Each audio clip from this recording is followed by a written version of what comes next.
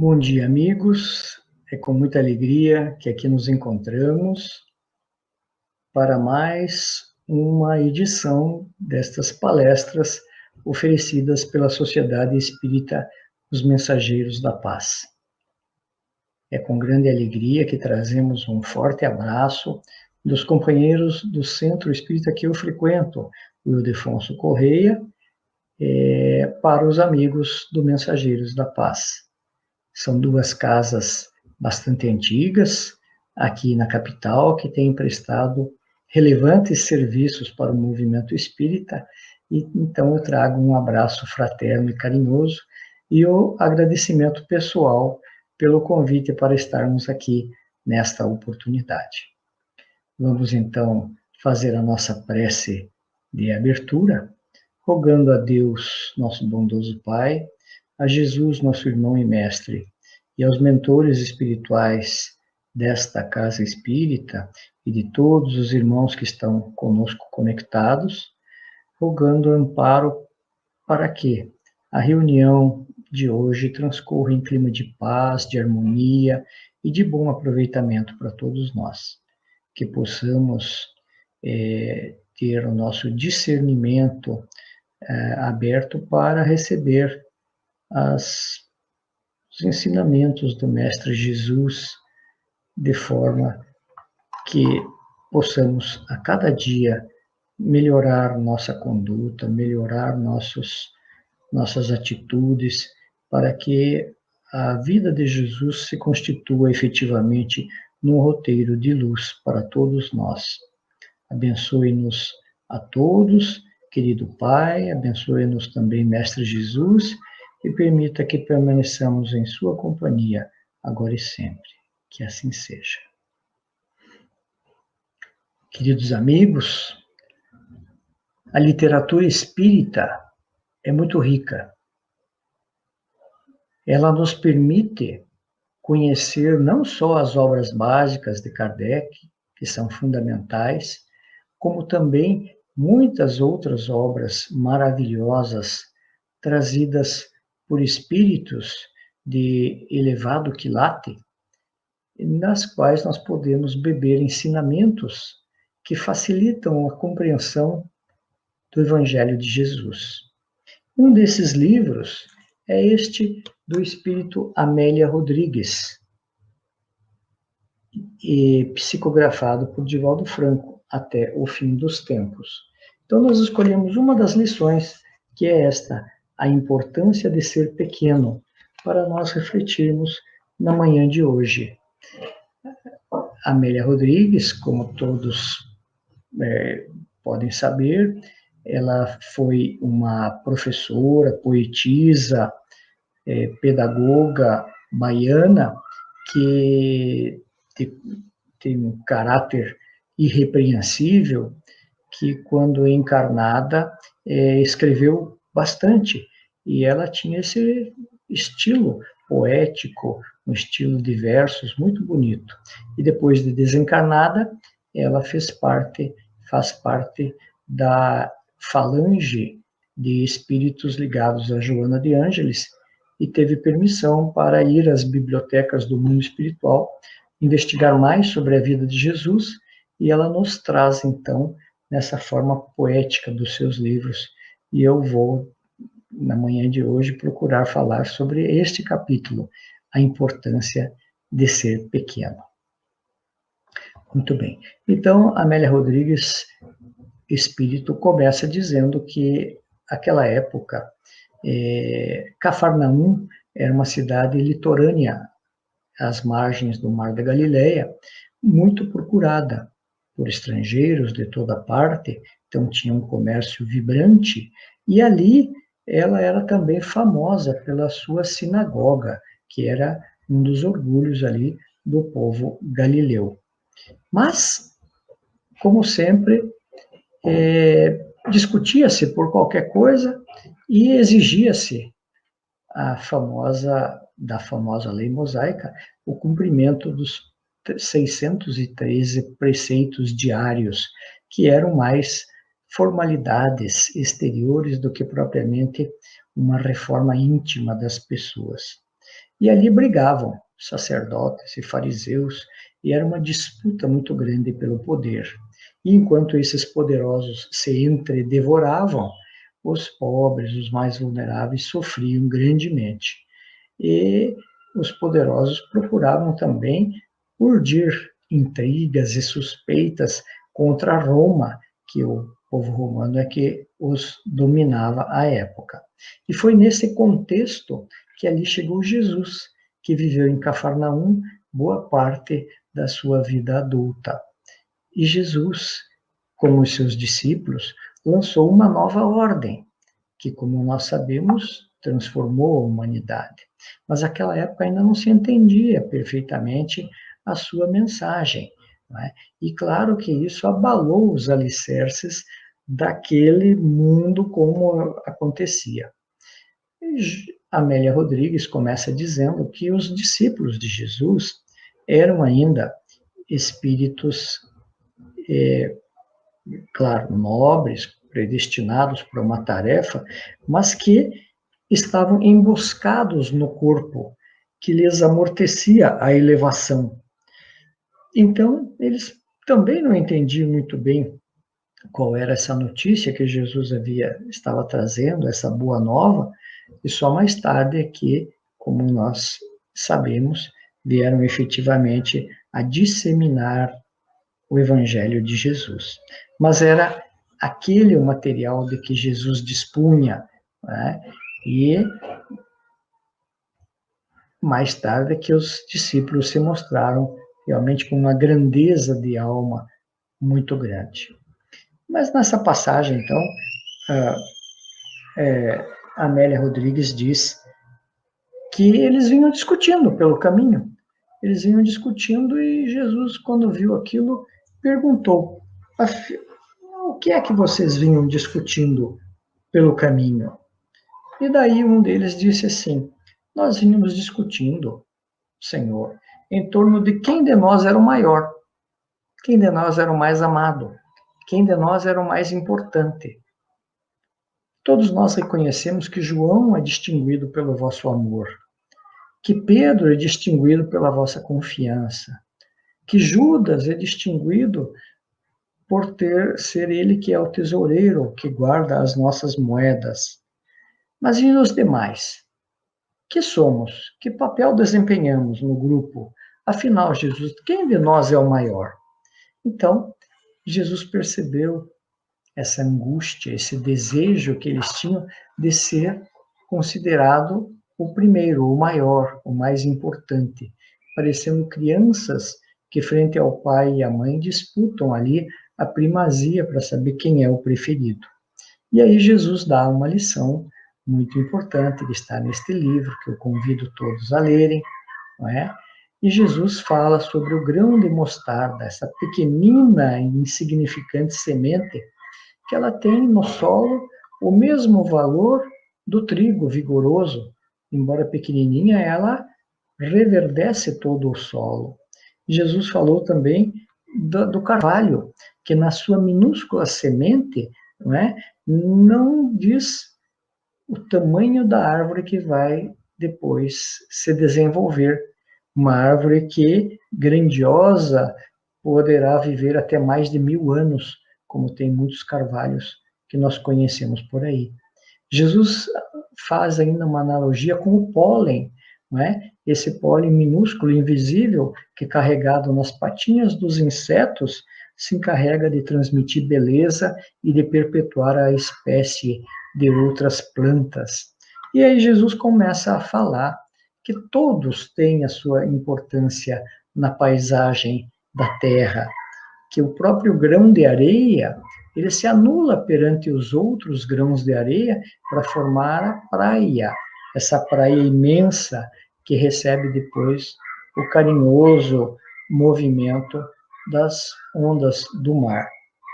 E aí Jesus diz que tudo é importante diante do meu Pai, não pela sua grandeza, mas pelo significado de que cada coisa se reveste para a utilidade do conjunto. E aí Jesus enuncia aquela famosa frase que nós conhecemos, aquele maravilhoso ensinamento. entre os homens, o maior é sempre aquele que se torna o melhor servidor.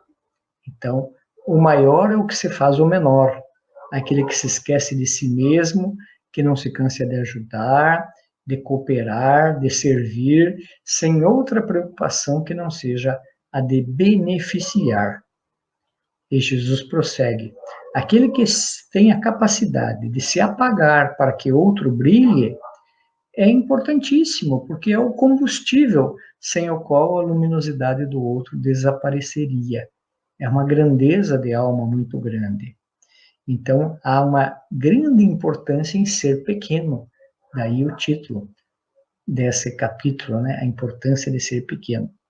Graças a cuja contribuição se apresenta o conjunto grandioso, de tijolo em tijolo que se faz a construção imensa. Então, Jesus deu há um tempo para que eles refletissem sobre essa mensagem, permitindo então que eles absorvessem a essência desses ensinamentos, e prosseguiu dizendo: aquele que dentre vós desejar então ser o maior, desejar ser o primeiro, desejar ser o mais importante, o mais amado, esteja sempre vigilante para ajudar e desculpar. Torne-se o melhor servidor, porque esse sim, ele será notado quando estiver ausente. Ele fará falta quando se for. É esse sim que se torna um alicerce para a construção do bem no mundo. E vejam vocês, queridos amigos, como nós ainda não entendemos essa lição. Até hoje nós continuamos disputando as primazias, as prioridades. Parece que nós adoramos as disputas, nós adoramos estar na mídia, nós adoramos estar no palco. Aliás, há uma passagem de Chico Xavier que é bem interessante, porque Emmanuel sempre chamava atenção para a humildade. E certa feita, Emmanuel lhe disse: Chico, se você tem vocação para o palco, eu não tenho. Se você gosta de aparecer, eu vou procurar outra pessoa para ser meu parceiro, porque eu não gosto.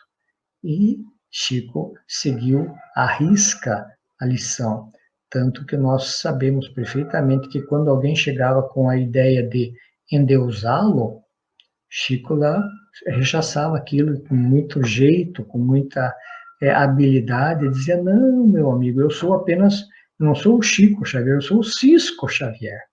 E dizia isso com absoluta honestidade e humildade. O próprio Jesus, o Espírito mais puro que já pisou na Terra, nunca se intitulou rei de nada, né? Nunca se disse que era o mais sábio, o mais culto. Rechaçou até o título de bom que quiseram lhe dar, dizendo que é bom só o Pai. Ao mesmo tempo, nunca teve medo, nunca se acovardou com as agressões e as ameaças recebidas. Então, nós vemos aqui a importância de a gente procurar ser auxiliar na construção do bem no mundo, mas sem a preocupação de ser o primeiro. Jesus nos ensinou, desde o seu nascimento, aquele que poderia ter nascido no mais suntuoso dos palácios, escolheu nascer numa estrebaria. Ali, acompanhado apenas dos animais e dos pastores simples, ao lado de seu pai e da sua mãe, para nos dar o exemplo da simplicidade. E morreu também, ou deixou a vida física, crucificado entre dois ladrões, para nos ensinar que mesmo sofrendo injustiças e mesmo padecendo dor, como é que nós devemos nos comportar. Raul e Divaldo, que são duas pessoas que divulgam muito a doutrina espírita, também seguem esse exemplo. Quando as pessoas tentam dizer que Raul Teixeira é o Pelé do Espiritismo, é a reencarnação de José do Patrocínio, ele sempre repele essas afirmações e diz que nada, eu sou um devedor que estou aqui procurando ser um mensageiro, né? O burro de carga dos ensinamentos de Jesus. E Divaldo Franco, que é hoje, sem dúvida, o maior divulgador da doutrina espírita no mundo, ele também, quando vem dizer que ele é a reencarnação de Paulo de Tarso, ou de Francisco de Assis, ou até de Sócrates, ele, mas que é isso, gente, que é isso? E sempre repele isso. Por quê? Porque naquela frase, o homem virtuoso nem sabe que ele é virtuoso. A virtude desconhece a si mesmo.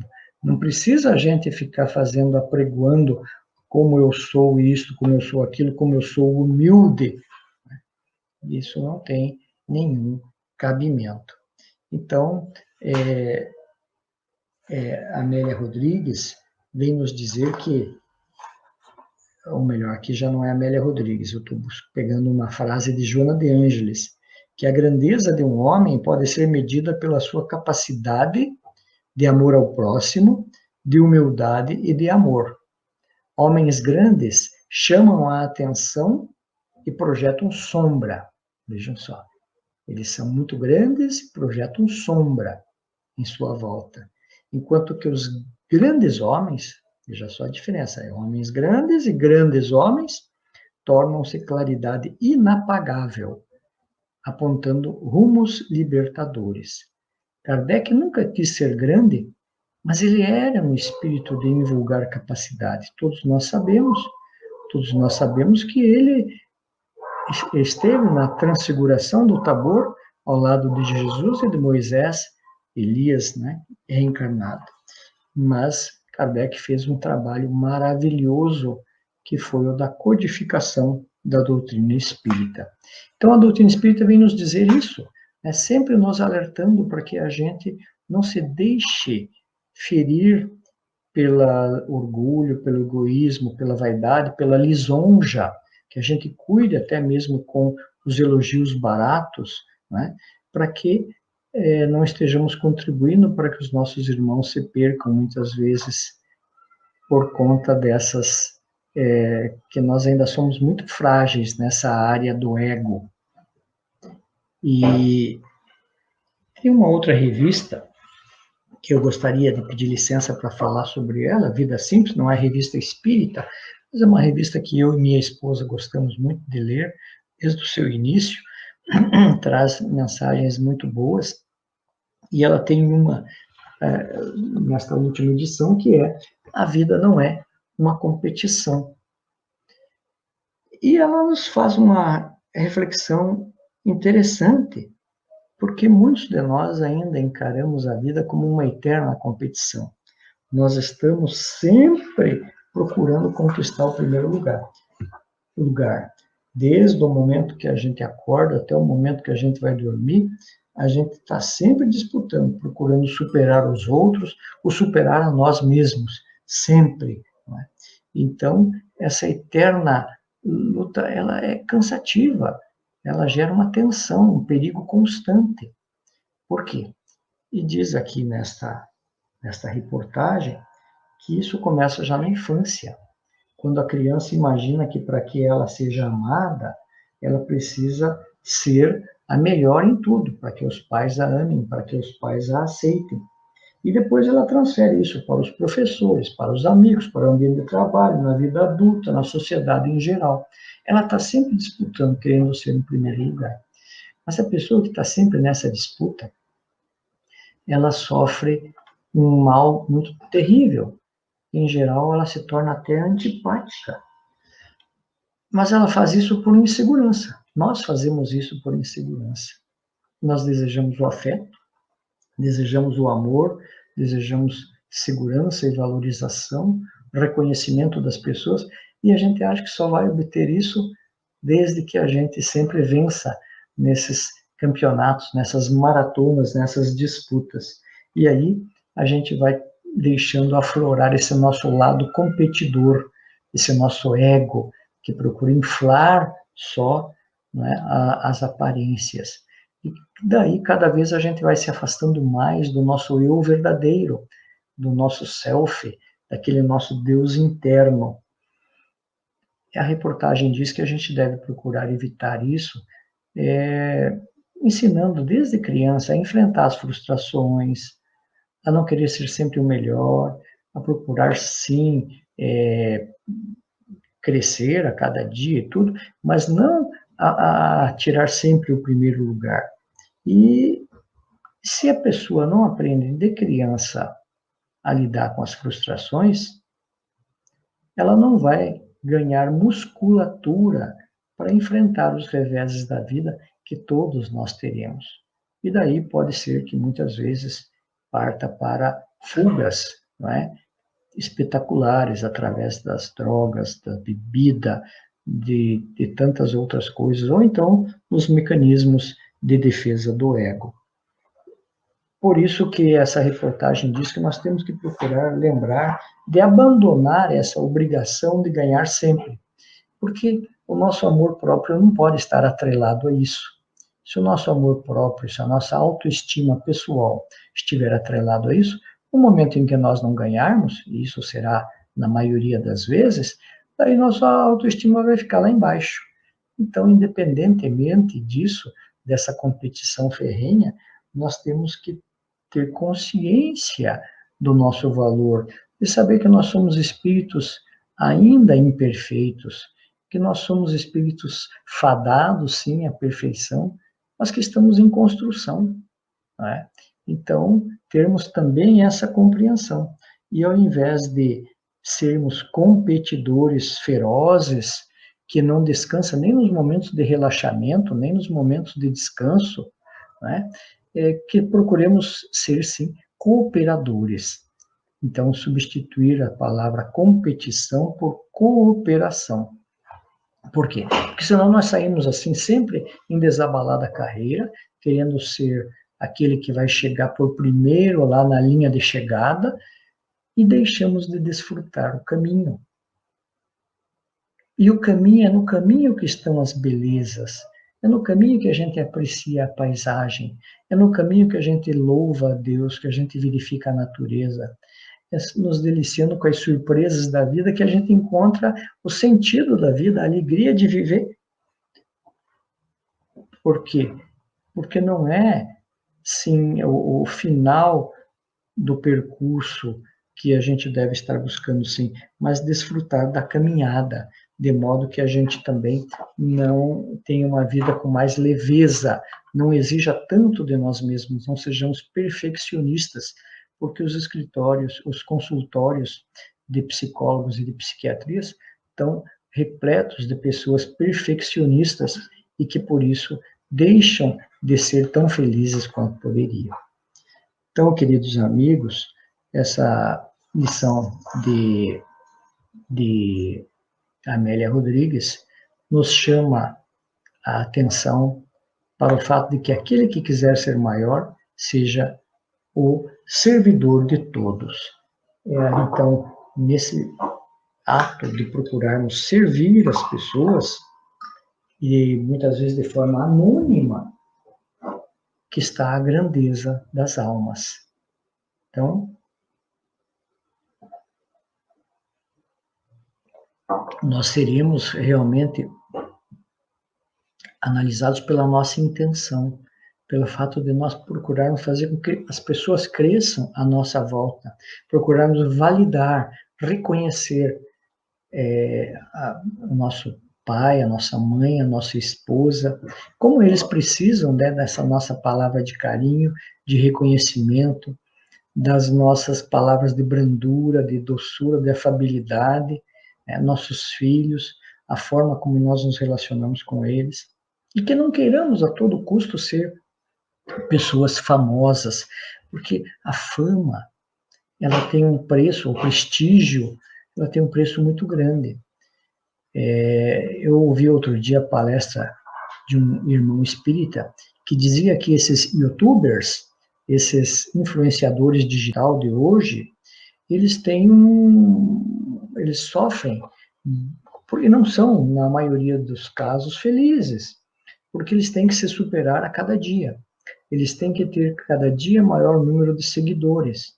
Eles estão sempre se comparando com outros que fazem o mesmo trabalho e vivem nessa eterna tensão, procurando superar o outro. Nem nos momentos de descanso eles relaxam.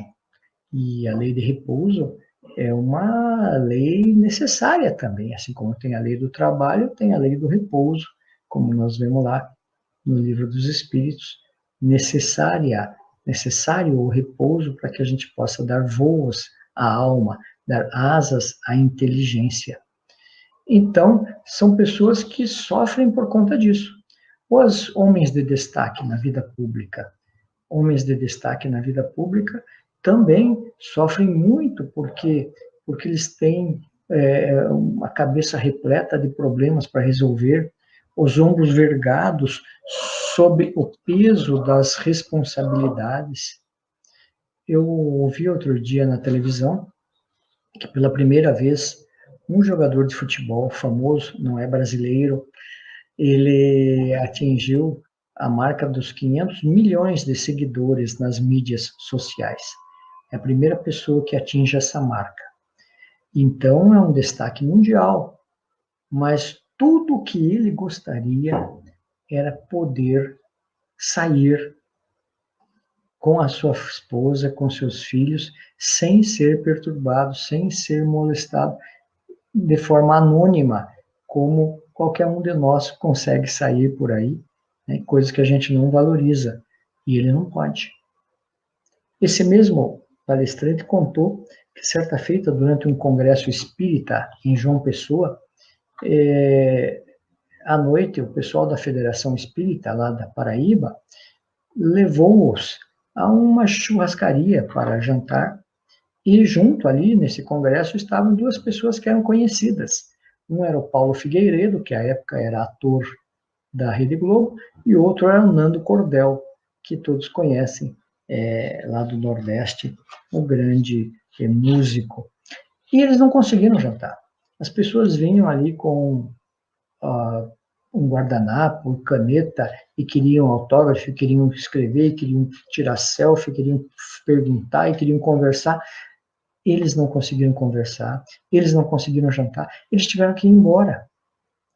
Então, você veja, até mesmo, né, essas pessoas não têm uma vida que lhes satisfaça, porque eles têm que estar sempre se escondendo.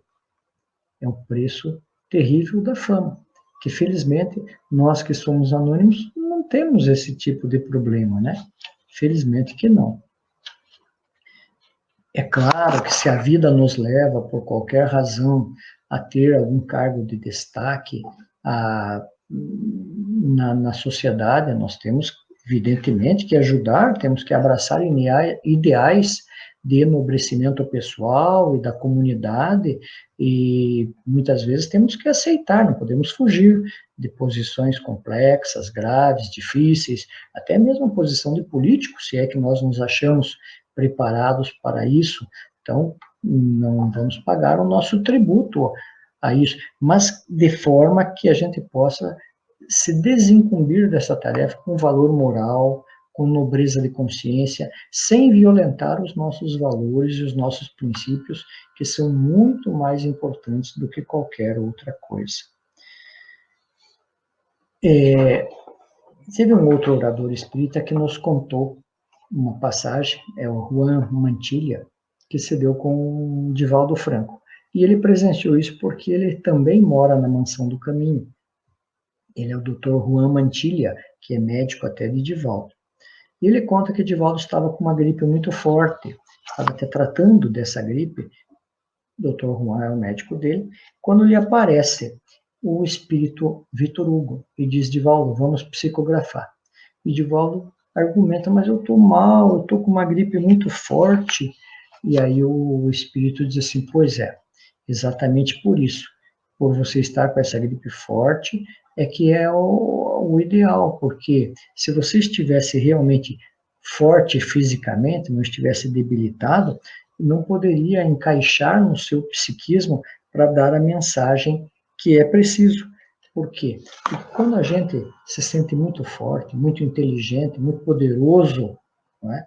Nós acabamos fazendo bobagem, a gente acaba falando besteira, a gente acaba humilhando os outros, a gente acaba realmente fazendo o que não deve muitas vezes. E quando a gente está fraco, é isso que Paulo diz na carta aos Coríntios, quando eu estou fraco, então sou forte. Então a gente aí se cala para que Jesus possa falar por nós. E foi o que Vitor Hugo falou para Divaldo. Você está bem assim, porque daí você passa a estar mais calmo, se sentir melhor, menos onipotente. Então é isso que nós precisamos para fazer o nosso trabalho. Então, queridos amigos, vamos lembrar de que tem muita importância a gente ser anônimo, né? Não procuremos os cargos de proeminência apenas pela nossa vaidade pessoal. O caso que vocês viram ali dessas pessoas que são muito famosas, não têm uma vida própria, né? E nós muitas vezes fazemos isso até dentro do centro espírita. A gente se sente até melindrado, magoado, se não somos lembrados para compor uma chapa de diretoria do centro espírita, ou se não somos convidados para compor a mesa diretiva de algum trabalho, ou se não somos convidados para fazer a palestra de aniversário da casa, ou se não somos lembrados para uma reunião. Não me convidaram para a reunião tal. Ou ainda, se nos convidam para a reunião, a gente diz, não posso ir nesse dia. Nós vamos realizar a reunião assim mesmo. E a gente, puxa, como é que vão realizar a reunião sem mim? Né? Então, quando a gente se sente assim tão importante, né? Porque se eu já estou importante, o importante é a mensagem, é o movimento, é que a coisa saia, flua, né? E muitas vezes nós ficamos melindrados por conta disso. Então, pensemos nisso, pensemos na importância, efetivamente, de nós não querermos ser tão poderosos, tão onipotentes, para nós podermos viver com mais leveza, com mais felicidade, procurando servir sempre, né? Então, ser o maior servidor. Lembrando de Paulo de Tarso, quando ele era Saulo, ele era juiz do Sinédrio, e ele tinha um poder muito grande. Ele poderia até dar a sentença de morte, como aconteceu com Estevão, e que foi talvez o primeiro mártir do cristianismo. Mas ele não era feliz. E só depois que ele foi atrás de Jesus, que ele foi atrás de Ananias e se encontrou com Jesus na estrada de Damasco, que ele caiu as vendas do olho, é que ele teve a oportunidade, mais tarde, levado pelo próprio Ananias, de conhecer alguns irmãos numa reunião em que se discutiam os ensinamentos de Jesus. E essa reunião acontecia na sala da casa de uma lavadeira, na cidade de Damasco, se eu não estou enganado. Ela alugava uma sala para poder, com esse dinheiro, tratar do filho, que era deficiente.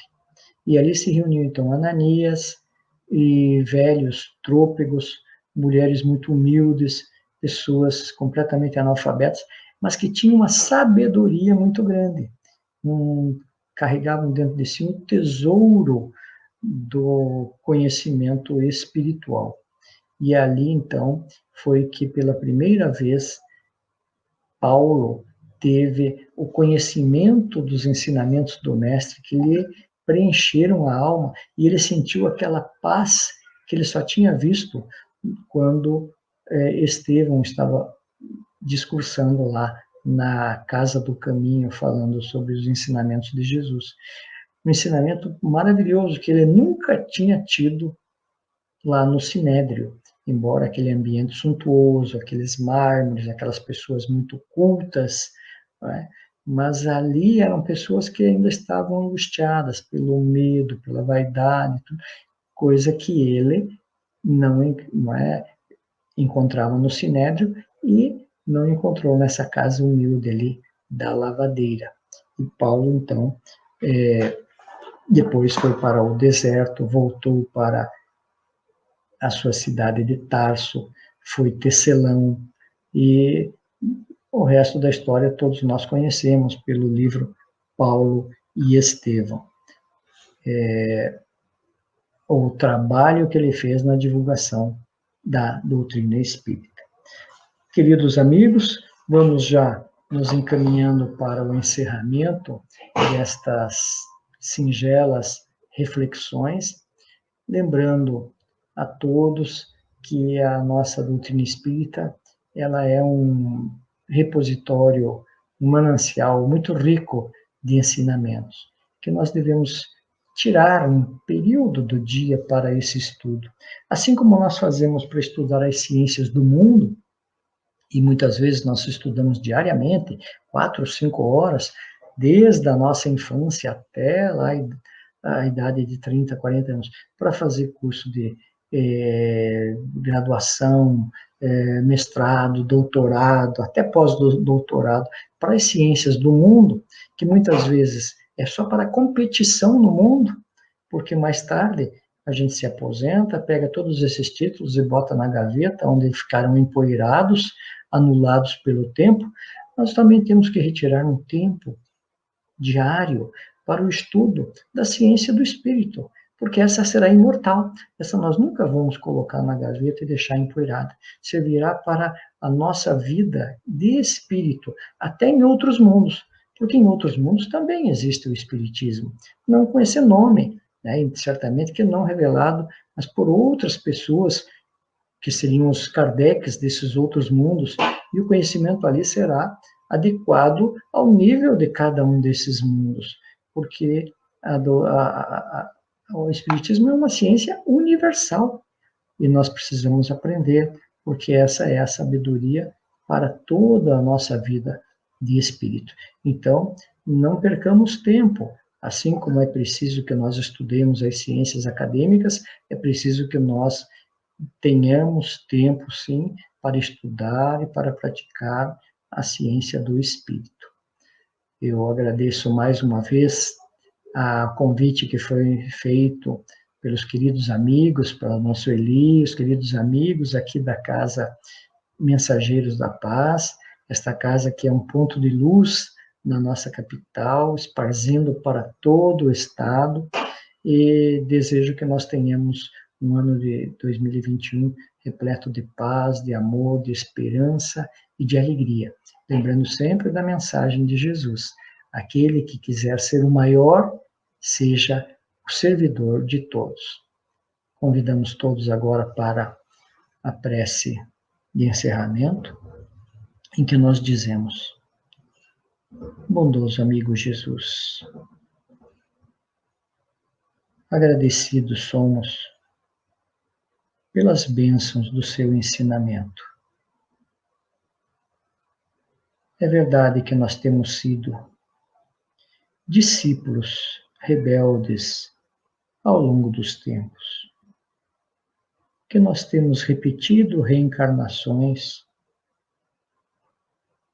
pela forma descuidada com que nós ouvimos a sua mensagem.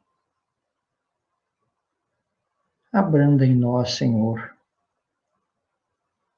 este ímpeto de querer ser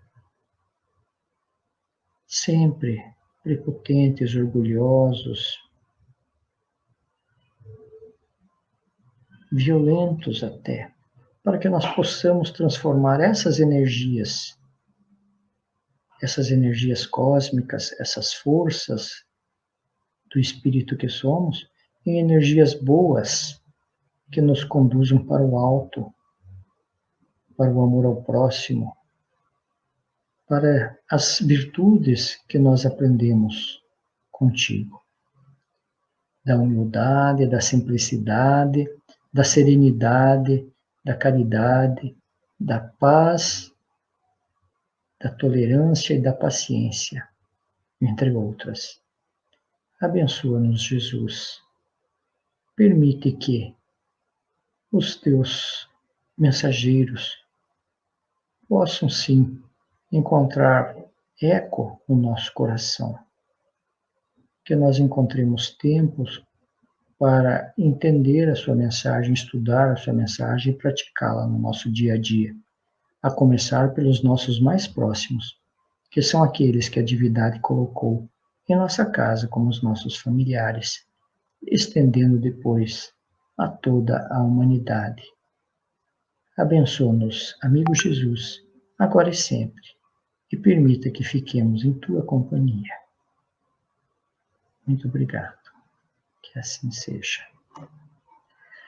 Queridos amigos do Mensageiros da Paz, muitíssimo obrigado e até uma próxima oportunidade. Um abraço a todos.